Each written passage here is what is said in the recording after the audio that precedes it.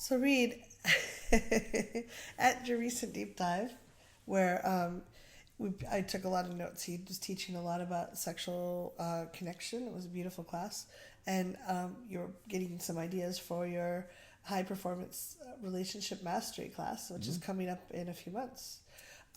One of the things you said, sorry, I forgot to turn off the notifications, is notice your own and own your own nervousness. That is the fishing line that you follow to the experiences that transform your life. Mm-hmm. I said that? Yes. Damn, I'm good sometimes. Yeah. I don't remember half the stuff I say. Well, Thanks for taking notes, everybody. In the moment. Yeah. So this is Reid Mahako from readaboutsex.com. Cathy Vartuli from the intimacydojo.com. So can you explain some more about that? I don't remember. Do you remember the context? Yes. I love, because Cathy has a better memory than me, so I love asking Cathy what she remembers. I'll remember. Well, I don't remember saying that. Well, I wrote it down. You didn't did. make up my. No, I trust you. Yeah. I'm just saying. What was the context for the So you were piece? talking about the example you used that I thought was brilliant. You're like, a lot of people rush into like. They're wanting to kiss someone and they're feeling nervous about it, so they rush into the kiss and then they rush through the sex because they're trying to avoid that feeling of nervousness. Yeah. Versus, okay, if I can own and be with that nervousness, then I can be present with the person and kind of go through the experience with them rather than trying to get done so I don't experience the very thing I want to experience, which is the pleasure. Yeah. So thank you for that. So the idea is we spend so much time because we're taught we're supposed to be super cool and suave. We spend so much time trying to not be awkward or anxious, and I guess I mean anxious with a lowercase a, not like a full blown panic attack kind of anxious. But we avoid all the uncomfortable feelings that come up when we're having sex or trying to be intimate and vulnerable for people. And what I would invite people to consider is slowing things down so that you feel what you're feeling and can notice what's happening for two different reasons.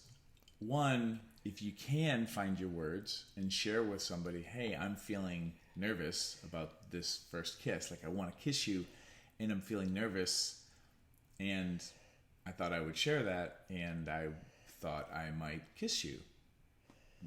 What do you think about that?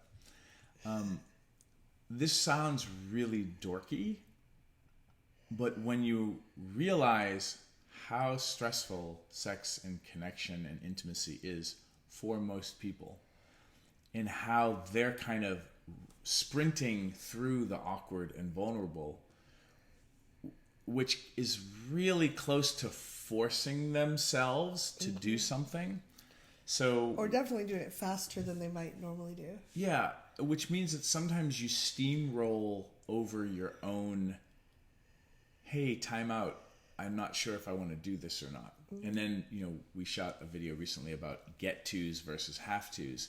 So when you think you have to do something and you don't slow down, and you don't practice using your voice, things can go really sideways for you.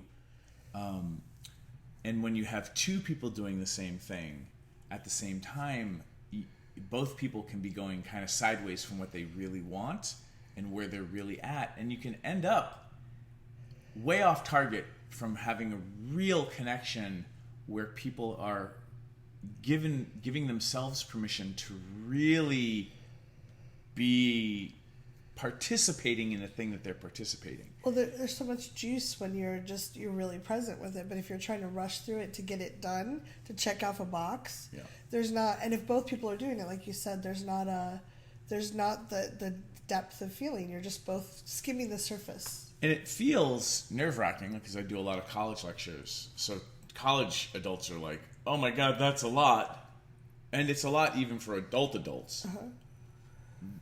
What happens, though, is when you get the hang of this, things are so much deeper and richer. And on the other side of that vulnerability and anxiousness is a huge amount, often, not always, your mileage may vary, a huge amount of pleasure and excitement. And a lot of connection usually too.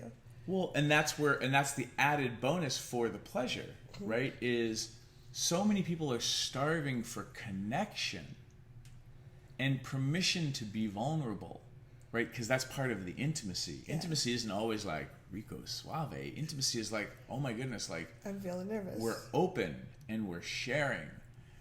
You add onto open and sharing, I've asked for the kind of touch I want on my genitals, and you're kissing me where I have an erogenous zone, and we feel connected. That's a kind of safety and experience that most people don't get in their lives. And that is like turbocharges all the stuff that is happening relationally in a relationship. So from a nerd perspective, like trying to get your relationship to be high performance or to perform better, this slowing it down and this kind of like using your nervousness as the fishing line to follow from the tip of your pole into the depths, to find that thing.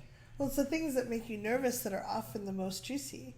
Like you're only nervous because they're big or new or like there's something there. Well, it's the experience of being alive. Yeah. I had an acting coach who said that nervousness is just mislabeled excitement. But like you being alive can feel uncomfortable. Yeah. And so many of us try to shut it down, numb it out. Or rush through. Like, can I use you as an example? Yeah. So like if I'm trying to avoid my nervousness, I'm like, oh my God, I don't like this feeling. But I want to connect. I'm lonely, so I'm gonna try to like jump in and move through. Versus I'm like, wow, I'm feeling really nervous. Wow, hey, just so you know, I'm feeling really nervous and I want to lean in for a kiss. Wow, so I'm just feeling these feelings. And what are you feeling? Like it slows it down and lets me be where I am and lets the other person dance or not as they like to. Now, the challenge is going to be, you might be, hanging out with people who are like, wow, that's a lot. I feel confronted. I'm not ready for, they might not say it, but they're like, I'm not ready for like that kind of presence.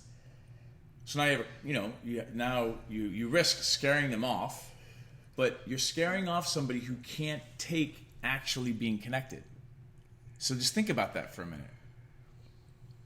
Either they're going to get it and be like, okay, that's kind of weird that you're saying all this stuff, but I'm with you. Like, okay, so yeah. And you don't have to say all of it out loud, but you can practice, because this is the thing. Is like if you're like, hey, can we take a breath with me? Now this sounds so stupid and weird, but when both people like take a breath, they're kind of looking at each other. All right. Yeah, kind of in sync, a little bit of connection. And then you're like, okay, so and then you can be playful. Like, should we go for the kiss? Like, should we do it? Like, but let's go slow so we don't smash teeth. And then you're like making fun of the situation, and then people giggle. If you scare that person off who's not ready for connection, when are they going to be ready for connection? And is that your responsibility? But if you don't scare the person off, and they're like, yeah, like I get it, I'm nervous too. Now the connection that you're fostering is the kind of connection that will probably lead to a much better makeout session or relationship or friendship or whatever it turns into. So these are the things that are at risk, and it's a very it's not what culture tells us to follow our own anxiety. We're just supposed to cut the line and stop fishing. If we really altogether. had it together, we wouldn't be nervous. Yeah. Well, if we really had it together, we wouldn't be fishing. Yeah, back to the original analogy. All right, leave your comments. This is a long video. Where can they find High Performance Relationship Mastery? .com. That's right, the longest title ever.